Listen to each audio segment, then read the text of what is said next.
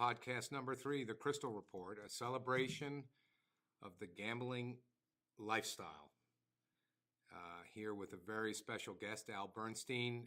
Al Bernstein has had a storied career originally as a journalist, working the local beat in Chicago, True. and now working Showtime Boxing as a Hall of Fame boxing analyst, living in Las Vegas. Welcome. Good to be here. I'm glad I get a chance to visit with you here. Thank you. So the gambling lifestyle, what does that mean to you? That's when you said that phrase, I thought that was interesting. I think it's, as somebody who spent a lot of time, my wife and I talk about this because she was a performer for over 30 years and spent much of her life performing and being in casinos. And I've spent a lot of my life as a boxing announcer working at casinos all around the United States and, in fact, other parts of the world as well. And living in Las Vegas, I think what it means for some people like us is appreciating what the gaming industry and what having gaming near you brings to your life, which is more entertainment, the chance to use gaming if you'd like when you want to. And I think it creates a little more excitement. Yeah, you're right. And of course, when we started way back, we had casinos in Atlantic City and Las Vegas. And now, as you travel the USA, promoting boxing and promoting your other interests, there's a casino in almost on every corner. It's pretty extraordinary. And as you say, you, from your vantage point as a casino executive and somebody very much involved in the industry, making things happen, and me as a person that's involved with it on a different basis, what we've seen is the enormous growth of this. And it is pretty amazing because I do remember, for instance, going to Foxwoods, right? Mm-hmm. For the first boxing match that we did at that casino run by Native Americans, we literally did the boxing in a tent because they didn't even have now here, flash forward like 8 years later, I hadn't been to Foxwoods. Come back to Foxwoods, and I'm driving up the road and see this enormous, these two edifices, right, that looks like a city. And I said, oh, my God, gaming has come a long way here, Well, and you bring up an excellent point. You know that we have 1,100 casinos in the USA. Wow. Half of those casinos, almost 550 of them, are Native American. Yeah, right. And needless to say, hundreds of tribes and thousands of their members have benefited from the economic development. Now, as we look back, you're not a native of Las Vegas. You come from Chicago?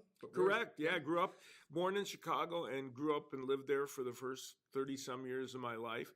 And as you noted, my original foray into my professional life was as a newspaper man. I got out of college and became a newspaper editor in Chicago, primarily of community newspapers, which was kind of interesting. That's a little different, journalistic path than even some of my friends took. Yeah, and what is the state? I mean, it's hard to, society's changing. Social media is dominating. Right. What is the role of a local newspaper today? Boy, that's a good question. Even then, a local newspaper had a very specific niche, and not everyone was going to buy it. Not everyone was going to make themselves aware of it. But it had a very important function, because if you live in, let's say you even live in a suburb outside a major city, the news that you need to know, the things that your village council is doing, or your park district, you really can't get that anywhere else but a local community newspaper. And so it does have a very important function, and even covering local politics and local civic affairs.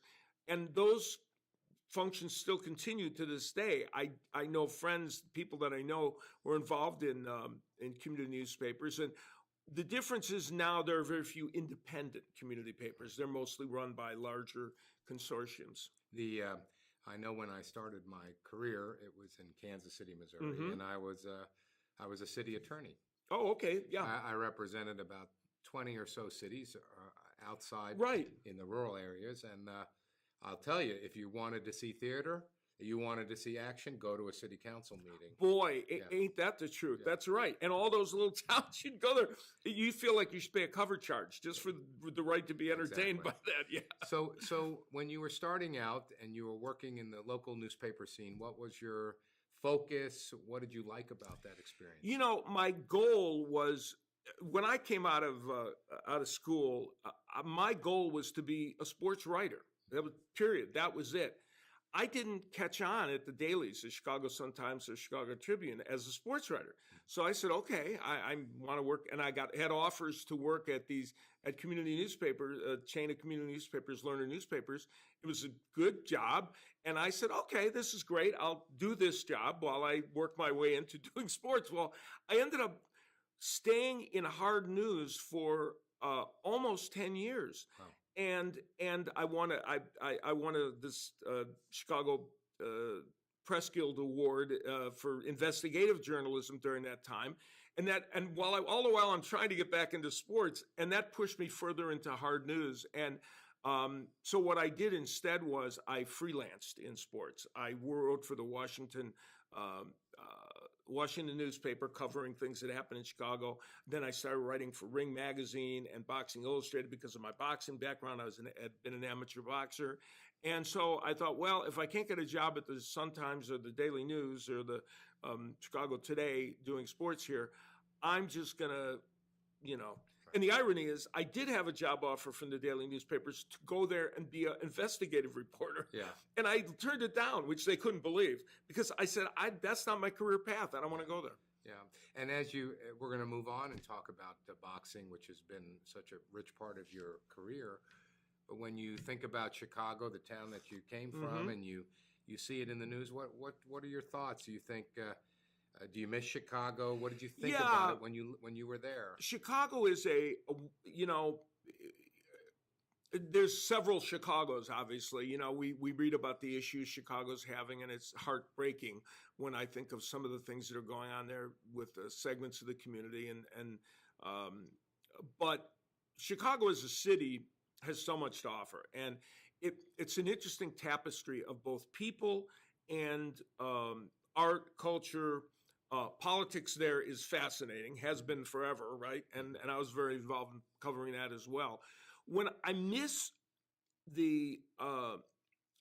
that tapestry that Chicago created of people and interesting events, what I don't miss, of course, are the mind-numbingly cold winter days when you can't get your car started. I have to say I don't miss that too much. I remember, and I agree. I remember I did a stint in Chicago when I was working presidential politics. This was during the 1988 election, and I remember at that time you had a mayor who was more like a boss. Yeah, true. That's true. And I always used to think maybe this is the best way to run a city. You got a boss, you got precinct captains, the alderman. Yeah, exactly. What do you think? Well, the Mayor Daley, of course, the original Mayor Daley, who was the boss, right? He would. I mean, I was never a giant fan of the idea of that kind of autocratic way of handling things. However, they used to joke about the fact that you got your streets cleaned and you all that worked out. But what it made for also was, and everyone I know has said this, if you're going to cover politics or be involved in public affairs and cover it, Chicago's a great place to be doing it as a journalist. The best. So let's talk about your love of boxing. Let's talk about your career as a sportscaster and a Hall of Fame analyst. You stated you were an amateur boxer. Try to put the audience in the shoes of a boxer. You've covered them and you've been one. What motivates a boxer? Why does a boxer do what they do? I think that's really a good question. That I think boxers, the reason young men, I'm very involved with USA Boxing, amateur boxing right now, helping them and what they do, and this is why people first come to boxing. They come to boxing for a variety of personal needs. In my case, I came to boxing. My dad died when I was very young. He died when I was 11 years old. And there was a certain thing about that made me feel there was a weak feeling about it. Oh my God, I'm so young. My dad died. He died young. What does that mean to me as a person? And I wanted to do something that felt strong. And I was a big boxing fan, and I said, box. I want to box. I want to show that I can, do something physical. Like I was a baseball player, and I played a lot of other sports. A lot of young people go to boxing for emotional needs. Some go because they're living in areas where they need some sanctuary where they can go and channel their energy. And that's what boxing does for you. Many people then take it to the point where they're not going to box anymore because it's not feasible. But then the next reason people keep boxing is because they think they can make a living at it. And that's where you then get to the people that are thinking about getting into the professional ranks. As you analyze boxing over the years, as you commentate on it, what do you do that's maybe different than other analysts to understand the fights we're about to see, the strategies? What is it that you bring to that's unique? Yeah, it's also interesting. Analysts in sports, especially in boxing. In boxing, they come from a couple different places. One of my mentors and one of my godfathers in boxing, along with the great Don Dunphy, who was the original play-by-play guy who I met later in life, and he became a real mentor to me. And ironically, his son directs the boxing at Showtime. Gil Clancy, though, a great trainer, trained the great Emil Griffith, and he was a terrific trainer, was the analyst at CBS. And Gil, to my mind, was one of the best, possibly the best that ever did this. And Gil was a trainer. So what he brought to the table was, he, of course, analyzed the fight, and he had that viewpoint. When I got my chance, even though and then there are boxers that go there, and they give the boxer's viewpoint. I was the first true hybrid boxing color commentator because nobody knew that I boxed. They didn't know me as a famous boxer. What I had to bring to the sport, and I was kind of the first one to do this. There have been some since. I had to bring information because I was a journalist, right? So I had to bring information. Plus, I could not neglect the part of being a color commentator in boxing, which is explaining to people why they just saw what they saw and foreshadowing what they're going to see. I had to fulfill that role, but I knew that I had to win them over because they didn't know me as a famous boxer or famous trainer. So my theory was to give them insight and information and know things that would enhance their viewing of the fight that the play-by-play guy wasn't going to give, and also analyze the fight. And I was kind of the first one to do that, and then others followed me. Awesome. And I mean, an honor like being inducted into the Boxing Hall of Fame is something to be very proud of. Tell me about the Boxing Hall of Fame. Where do they house it? Yeah. How do you get in there? Yeah.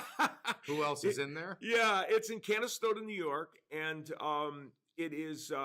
It's a little different than some of the Hall of Fames. I've been to the other Hall of Fames, of course, and I've been to covered most of the induction ceremonies at baseball, football, basketball.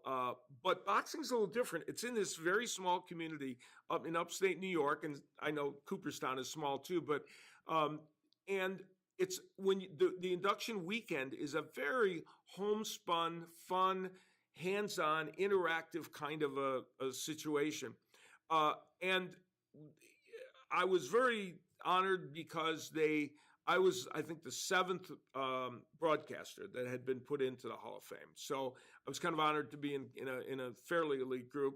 And they're very much, that Hall of Fame, some Hall of Fames don't even include too many peripheral people beyond the participants, but boxing's Hall of Fame does. And it's an honor. Stephen, one of the things that was amazing to me is they have this dinner on Saturday night, and they have all these people lined up to get you on the dais. They have these name tags and seats, and they line you all up. And when we were getting ready to go on to the dinner, I'm sitting there, I'm looking to my left and looking to my right, and I'm seeing literally the history of boxing, of the last 30 years next to me. And I couldn't resist. I got up and I just took a step back, and I just scanned from left to right and saw all these people. And I thought, you'd have to be the most jaded person on the planet not to be here and say, oh my God, this is like so special. Awesome. And that's a good segue. So you're looking at that history. Obviously, there was a time when boxing could be on par with a election of a president. Yeah, right. In terms of its importance in our culture. Right. It's not the same now. No. So what has changed, and what is the state of boxing today? Yeah, the part that changed was it started really in the 1980s were an amazing era for a decade for boxing. It was, just the Hagler, Hearns, Leonard era, and all these Aaron Pryor, Larry Holmes. You could go on and on and on. It was amazing, and it was on regular TV, on live TV, over-the-air TV. In the 90s is when boxing started to have its issues because of two things. One, more boxing. The over-the-air networks did less boxing. They got out of the boxing business, started to get out of the boxing business. So boxers couldn't be exposed to the public as much. And even though boxing had big stars in that era, like Oscar De La Hoya, Roy Jones Jr., and Mike Tyson, more of the fights went to pay TV, went to premium channels like Showtime or HBO. So what happened was boxing wasn't being seen by enough people. And here's where boxing was complicit in its a slight downfall. They didn't really make good matches. They had stars, but they didn't make the compelling matches that people wanted to see. And then the media kind of stopped covering boxing like it had. Right. So all those things in the 90s kind of were a perfect storm that pushed the sport down a little bit. And then after 2000, it became more of a niche sport. Now, what happened in the second part of your question, what's the status of boxing?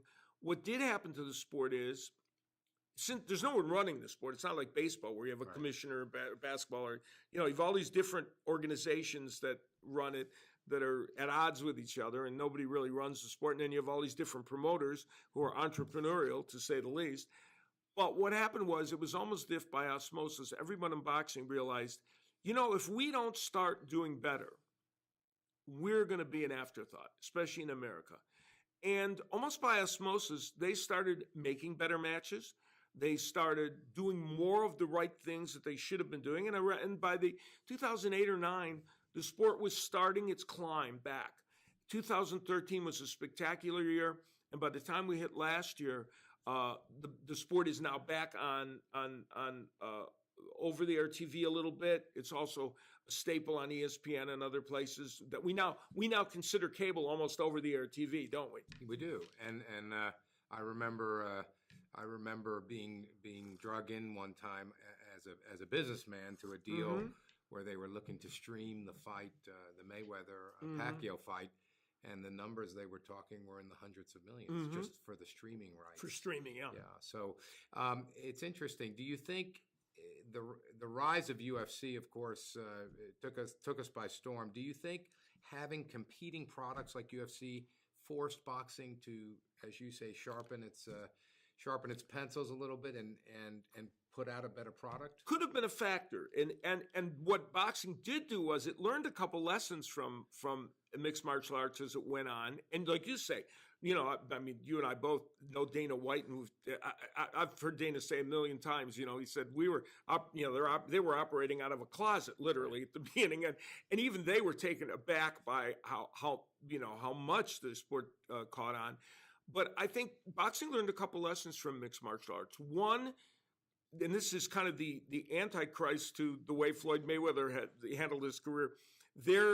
If you lose, the world doesn't come to an end in mixed martial arts. Right. You don't have to be undefeated. Right. That's number one. Number two, the undercards are important. Number three, how you present the fights live make a difference. UFC had done a good job of all three of those things, and I think boxing kind of took those to heart.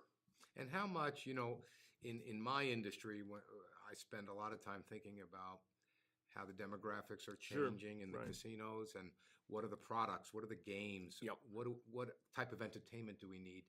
Do you think that boxing, like sports in general, is victim to the fact that we have much more content to choose from, many more avenues, and so you've got to be sharper in how you deliver your product? Everybody's market, somebody joked the other day that everything except the NFL is a niche sport. Yeah. It's just a question of what niche you're in.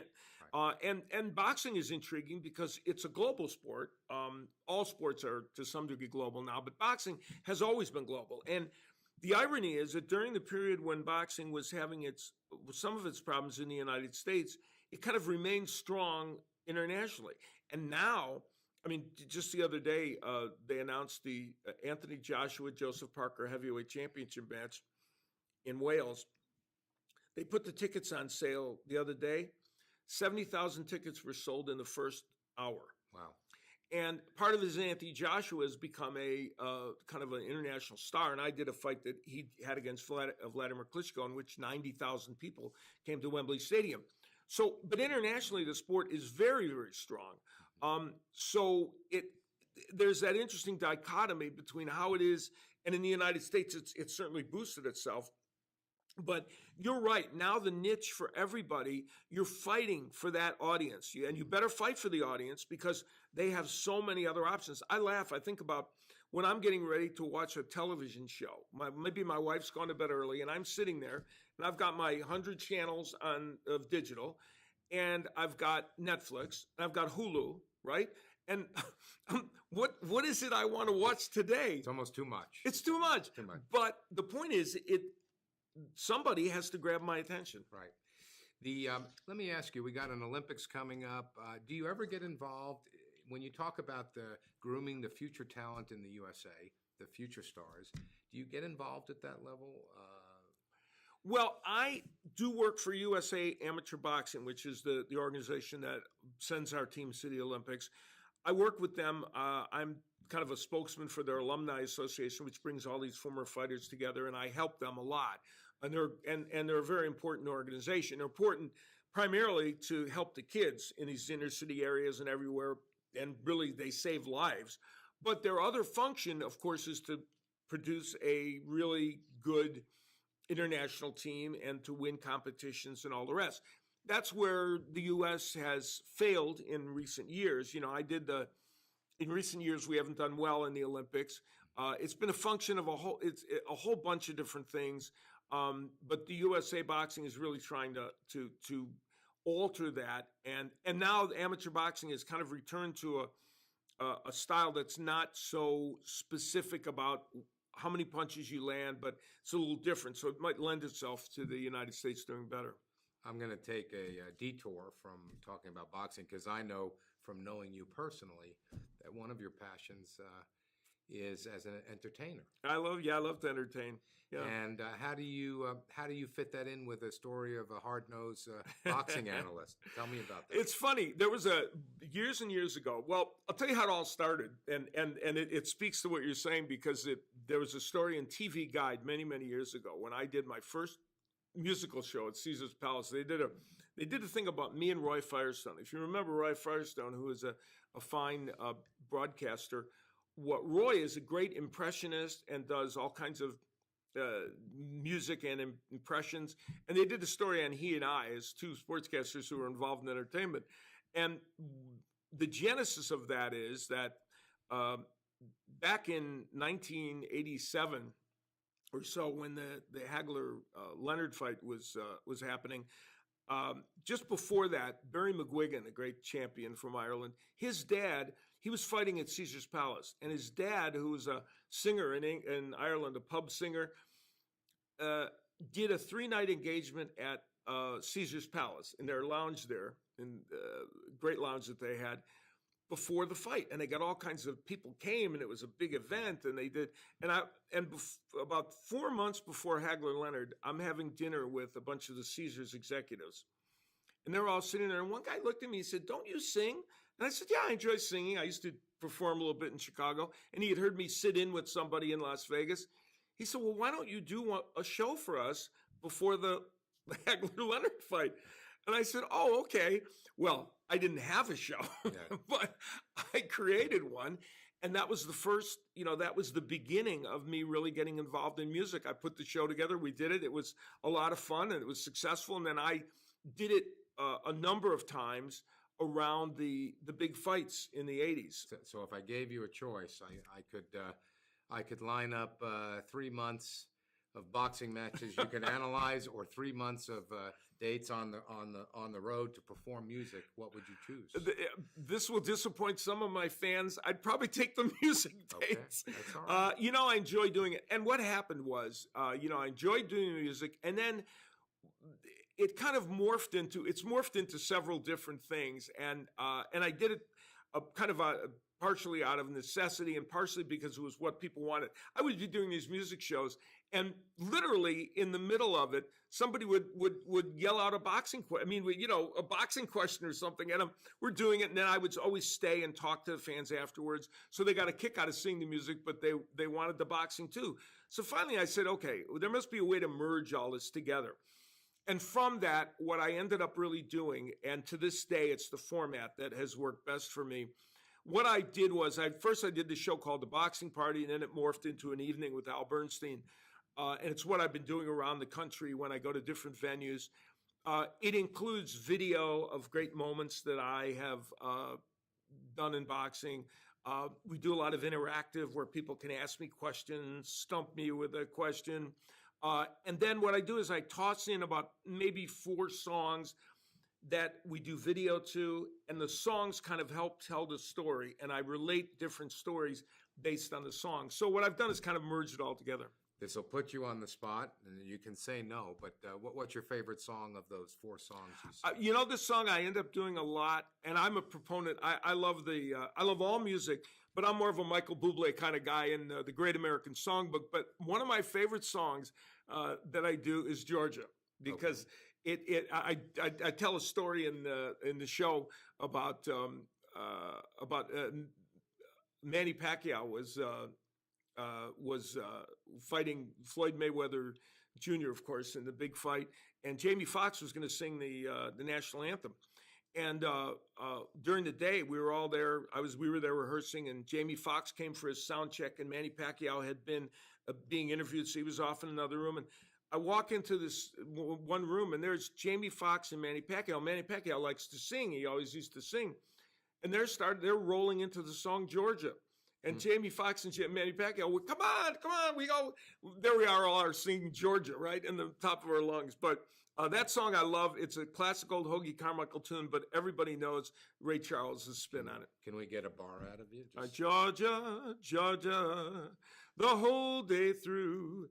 Just an old sweet song keeps Georgia on my mind. Excellent. There you go. Beautiful. Little shape taste there.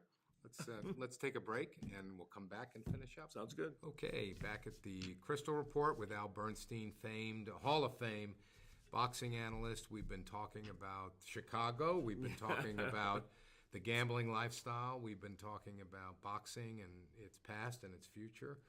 I have people who like to reach out to me on my Twitter at Stephen A. Crystal.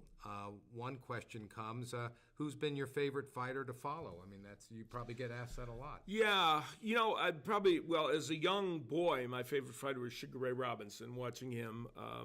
But as a broadcaster, one of the fighters who was always interesting to cover was Marvin Hagler. And people would say, well, yeah, but he wasn't real controversial and he wasn't super. But he was an interesting guy because he was so consistent. Same weight class his whole career, same managers, same approach to boxing. And yet, what people don't know about Marvin Hagler is, as a person, he is one of the most fun-loving, fun guys that you could be around. And so, and his career, of course, was fascinating. So I always enjoyed covering him a lot back in the day. I remember those fights. In fact, we had on our first podcast Lou D'Amico, who was who ran the sports book at Caesars during those very famous fights. We used to do. Lou is a great guy, and I used to do a show at Caesars called Boxing by the Book, in which we would have George Foreman, great fighters, come there, and we'd set up a stage there, and we would get a couple thousand people at the sports book that would be talking about, hearing me interview these boxers, and it was fun. Lou is a great guy. Yeah, he's a great guy, and we spent a nice hour with him, kind of recapping not only the focus on boxing as a form of entertainment, but the fact that that Caesars really pioneered the whole notion of bringing sports to the casino environment. They really did, yeah. They were very much in the forefront of it, and it led to other things like bringing a hockey game here every year, a preseason hockey game, and I've spoken at a number of the casino expos, both the one here in Las Vegas and elsewhere, talking to casino operators about how sports fits in with properties. And one of the things that Caesars did, and sometimes properties do it well and sometimes they don't, is finding the right material for your people, for your area, and bringing in the right sports event that will really help you. Yeah, and one of the points Lou made, and it'll kind of feed into our discussion on the expansion of sports gambling, is the importance of these operators thinking outside of the box. Yes. To try to attract that audience and keep them engaged in their offering. So. Absolutely, and and sports is one way to do that. Now, and sports has expanded its horizon to extreme sports. Obviously, we talked about MMA, which is a big, important. Boxing's always been a staple in that because you can physically put it into your casino for the most part. And yeah, thinking out of the box is a key element. ESports, all those things that are really on the forefront. Yeah, I mean, as the audience knows, and people who follow me on social media, I've become one of the leading authorities on esports in the U.S. And I once posed a question to my followers, which is, people will pack an arena or a stadium in the tens of thousands to watch other people video gaming. Tell me about that. And the response I get back is, why is it any different than going to watch a football player play football or a hockey player play hockey? These are people proficient and highly skilled at their games, and we like to follow the action that is being portrayed. What's your thought on that question? Well, I think part of it is the people that are coming there are knowledgeable. They know, a casual fan that doesn't know about it may not come into that, but the people that know about it, they understand it. They understand the nuances of what people are doing, and they are completely enmeshed into everything. And that speaks to what we talked about earlier, how compartmentalized our society is. We have all these cultures where there are hundreds of thousands, in some cases millions of people involved in them, and they make up a great audience. They closed down a nightclub at the Luxor called LAX, and in its place, Allied Esports out of China is building an esports arena. So perfect. That makes perfect sense. We're trading nightclubs for esports arenas. Which speaks to what you said before, too, about a casino or a property thinking out of the box and saying, we can attract an audience here. And if you can attract an audience, it's worth doing. I'm looking on Twitter, Stephen A. Crystal. Alan writes to ask for you to talk about the state of officiating. Oftentimes there have been controversies in the past. Where are we at with that today? A tricky subject, to be sure. I wish I could say that boxing had made enough strides so that officiating wasn't still a major issue, but it is. And ironically, it's not just the judging of fights; it's also the refereeing of fights, which plays a big role in it. And boxing's had more than its share of controversies in recent years in both of those. Part of it's like anything else in life. I think sometimes competency gets in the way, and sometimes bias gets in the way. And bias can be subconscious. It can be nationalistic. It can be simply being more aware of a certain fighter than another. And I always say, this speaks to broadcasting as well, because even though we don't affect the outcomes, people are always wondering if broadcasters have a bias, or if they show a bias, or if they're not fair to everyone involved. And this is a topic near and dear to my heart, especially in broadcasting. I think it is extraordinarily important to be fair to everybody that is in that competition. And I see boxing officials, I believe the less they have in their consciousness about who it is that's in front of them, the better. They're there to simply follow the rules. Right. And if they can try to do that, I think they're going to be in better position. But boxing still is bedeviled, as is MMA, as is figure skating, as is any gymnastics, any sport where you're judging. Now, we have the technology. Obviously, as a boxing analyst, you're calculating the punches thrown, you're calculating the target areas and where the points are being scored. You can almost reduce it to a mathematical number, just like it used to be umpires in baseball.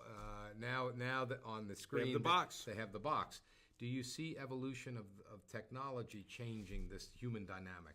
Boxing is very slow to react to that. In the Olympics, they tried a system where they had 5 judges and they each put in when there's a punch, and then they meshed it together. It didn't work as well. Part of the reason is in boxing, there's a company called CompuBox that does the punch counting for Showtime, HBO, a bunch of these other networks, ESPN. And you need to watch one fighter and one fighter only if you're going to count punches. But here's the thing. If you are judging something, we did this debate just the other night. For me, in boxing, if you look at the rules in boxing of how it's scored, they have things like ring generalship, aggression. I don't even know what that means, because at the end of the day, I know what ring generalship is, but that only means you avoided getting hit with a punch and you look good. That has nothing to do with scoring. As far as I'm concerned, and some boxing purists find this, abhorrent that I would say this, it is about the numbers. And my theory is the judges that are at ringside should have these 2 giant buttons that they can't miss. They don't have to look down. At least in their mind, they can punch this button, this almost button, like this a button. sentiment meter. A sentiment meter. Very good. That's exactly the way to put it. They print it out at the end of the round. It doesn't go to a central computer like they did in amateur boxing. It's purely a way to remind them, what was I thinking during that round? Because literally people even forget. And at least would give them their own scientific basis on which to score. Yeah. And that idea, you're looking at me and you're not ready to throw a chair at me. It seems reasonable to you. When I said that to some boxing people, they want to take out a gun and shoot me. But if we take 100 boxing results, what do you think we're really talking about in terms of the misses? 2%? Yeah, it's not 10%? It's not a giant percent. No, it's a smaller percentage. The problem is for the close fights. Here's where we really get into the problems. When there's a fight, for instance, I was doing a fight the other night. Robert Easter, who is a lightweight champion, had been in this fight with Denis Shavikov, in which he defended his title. And one of the judges had it, I think, a 2-point margin for him winning, which is quite reasonable, okay? Could have been gone either. 2 of the other judges had it a shutout for Robert Easter, 120 to 108. Yeah. Now, that's where boxing gets into its big trouble. What you find is you'll see these scorecards that are wildly impossible. And that's where I think people start to wonder. It's a good segue. We're talking about the integrity of judging and officiating. In the news, I'm involved in it on a daily basis, is the potential movement towards the expansion of legalized sports betting. Right. Obviously, when you look at sports like boxing, where there's one versus one, the issue comes up.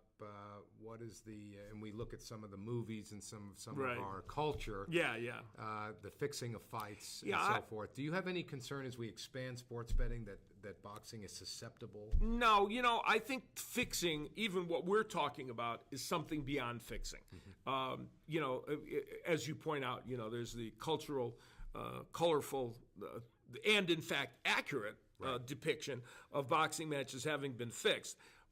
What happens more now is it's more about mismatches, or as I say, it's about officials kind of, maybe having a preconception or whatever.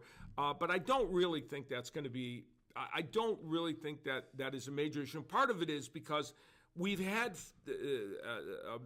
investigators very closely watching boxing, and they even did investigations, some years ago into a couple of smaller.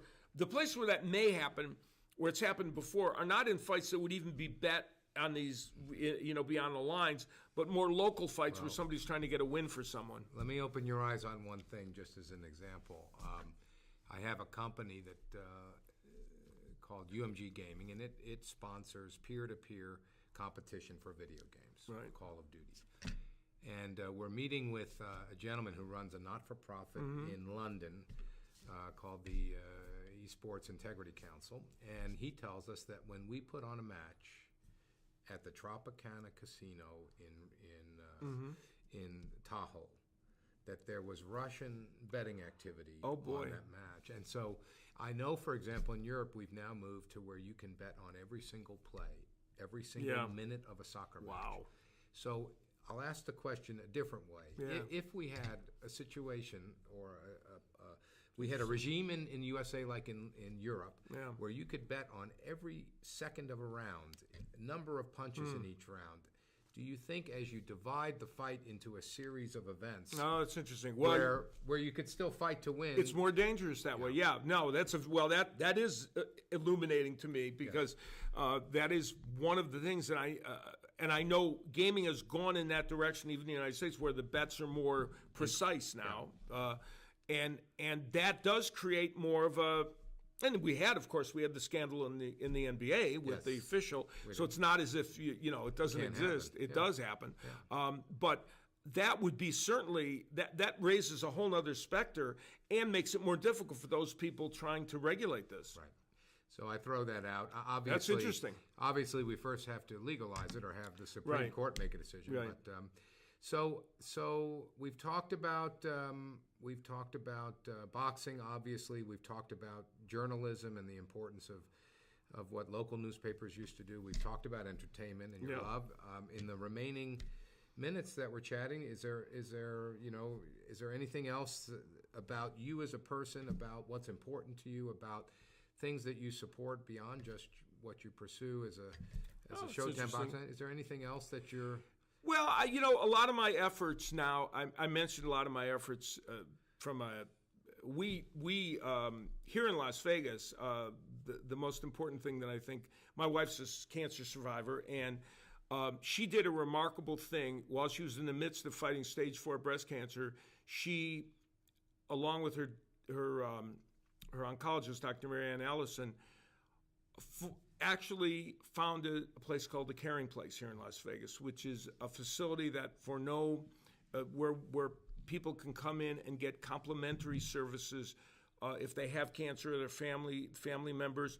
All the things that my wife used to fight cancer, healing arts, nutritional information, counseling, all the other things that people pay money for.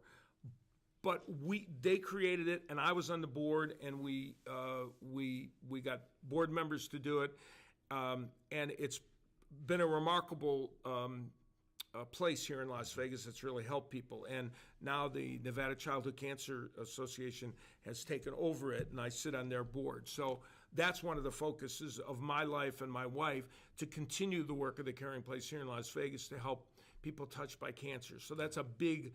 That, along with my work with amateur boxing, which I think has a unique function because it literally helps kids change their lives. Awesome. Well, it's been a pleasure to get to know you in this format, and I'll look forward to our continued lunches and gets-togethers. Yeah. But thank you so much. It's you're a Renaissance man. I try. I like a lot of things, as are you, and I find fascinating all the endeavors that you're involved in. And even listening to you talk about him here today, I learned a lot of things that I didn't know. And I've been around on the periphery of the gaming industry and things like esports and all the rest of it. But I love hearing from people who are so involved, obviously, that they have information about it. So I'm always fascinated by that. Awesome. Well, thank you, Al Bernstein. Good to be with you. Thank you to my producer, Kelly Segovia. I think we're coming next with a mutual friend of ours, Joe Darrow, over 50 years as one of the best entertainers in the history of Las Vegas. A man who has played with, I've had the privilege of singing with songs with Joe playing behind me, and he is not only a brilliant musician, but he'll tell stories about some of the greats in the world of entertainment. Awesome. Thank you, Al Bernstein. Good to be with you. Yeah.